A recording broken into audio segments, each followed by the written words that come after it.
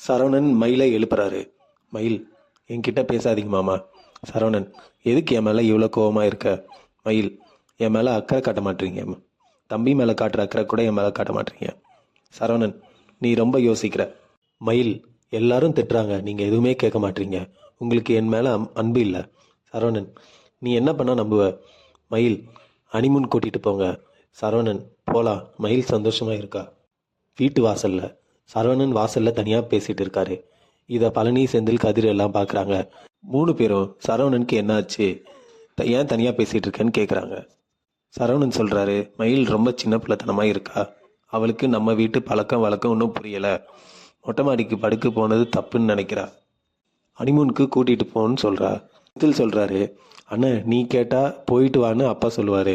கதிர், இது உங்கள் வாழ்க்கை, அவங்க கேட்டது தப்பு இல்லைண்ணே. சக்திவேல் பழனியை கூப்பிட்றாரு. வீட்டுக்கு கூட்டிகிட்டு போகிறாரு. முத்துவேல், நேற்று போய் பொண்ணு வீட்டில் பேசிட்டு வந்தோம். பழனி, அதான் வீட்டில் யாரும் இல்லையா? வடிவு, மேற்கொண்டு பேசலான்னு இருக்கோம்.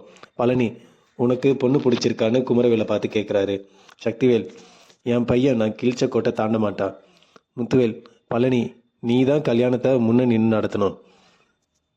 காந்திமதி சொல்கிறா, பழனிக்கும் பொண்ணு பார்ப்பா. முத்துவேல் சொல்கிறாரு, பொண்ணு பார்த்துட்டு தான் இருக்கேன். எல்லாரும் மாப்பிள்ளை என்ன பண்ணுறாருன்னு கேட்குறாங்க. சக்திவேல், மூட்டை முடிச்செல்லாம் எடுத்துட்டு இங்கே வர சொல்ல ஆத்தா. பழனி அங்கேருந்து எஸ்கேப் ஆகிறாரு.